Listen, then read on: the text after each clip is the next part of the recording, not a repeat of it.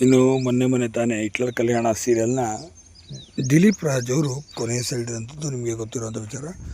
ಇದೇ ಸಂದರ್ಭದಲ್ಲಿ ಸ್ನೇಹಿತರು ಕೂಡ ಆಗಿದ್ದಂಥವರು ಮತ್ತು ಕನ್ನಡದ ಮೇಲೆ ಅಪಾರ ಪ್ರೀತಿ ಹೊಂದಿದಂಥ ಮತ್ತು ಕನ್ನಡದ ಖ್ಯಾತ ನಿರೂಪಕ ಅಂತಲೂ ಕೂಡ ಹೆಸರು ತೆಗೆದುಕೊಂಡಿದ್ದಂಥ ಉದಯ ಮ್ಯೂಸಿಕ್ ಮತ್ತು ರಾಜ್ ಮ್ಯೂಸಿಕ್ನಲ್ಲೂ ಕೂಡ ಆ್ಯಂಕರ್ ಆಗಿ ನಿರೂಪಕರಾಗಿ ಕೆಲಸ ಮಾಡ್ತಾ ಮತ್ತು ಇವೆಂಟ್ಗಳಲ್ಲೂ ಕೂಡ ಸಾಕಷ್ಟು ನಿರೂಪಣೆ ಮಾಡ್ತಾ ಸಾಕಷ್ಟು ನಟ ನಟಿಯರಿಗೆ ಕೂಡ ನಿರೂಪಣೆ ಮಾಡಿದಂತಹ ನಟ ಚಂದನ್ ಅವರು ಇದೀಗ ವಿಧಿವಶರಾಗಿರುವಂಥದ್ದು.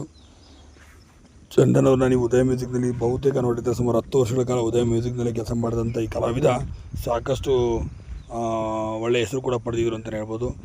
ಹೇಳಬೇಕು ಅಂತಂದರೆ ಪಾಪ ಇವರು ರಸ್ತೆ ಅಪಘಾತದಿಂದ ಕೊನೆಯುಸಿರೆಳೆದ ವಿಚಾರವನ್ನು ತಿಳಿದಂಥ ಇವರ ಪತ್ನಿಯೂ ಸಹ ನೇಣು ಬಿಗಿದಂಥ ಸ್ಥಿತಿಯಲ್ಲಿ ಪತ್ತೆಯಾಗಿರುವಂಥದ್ದು, ದುರಂತ ಅಂತ್ಯ ಕಂಡಿರುವಂಥದ್ದು. ನಿಜಕ್ಕೂ ಕೂಡ ಇದೊಂದು ಆಘಾತಕಾರಿ ವಿಚಾರ ಅಂತಲೇ ಹೇಳ್ಬೋದು. ಏನು ಚಂದನ್ ಇಲ್ಲದಂಥ ಜೀವನವನ್ನು ನೆನೆಸಿಕೊಳ್ಳೋಕ್ಕಾಗದೆ ಅವರ ಪತ್ನಿಯೂ ಸಹ ಈ ರೀತಿ ಕೊನೆಯುಸಿರೆಳೆದಿರುವಂಥದ್ದು ಆಘಾತಕಾರಿಯಾದ ವಿಚಾರ ಅಂತ ಹೇಳ್ಬೋದು. ಇನ್ನು ಕನ್ನಡ ಸಿನಿಮಾ ರಂಗದಲ್ಲಿ ಅಪಾರವಾದಂಥ ಹೆಸರು ಮಾಡಬೇಕಂತ ಕನಸಿಟ್ಕೊಂಡಿದ್ದಂಥ ಈ ನಟ ಈ ರೀತಿ ದುರಂತ ಅಂತ್ಯ ಕಂಡು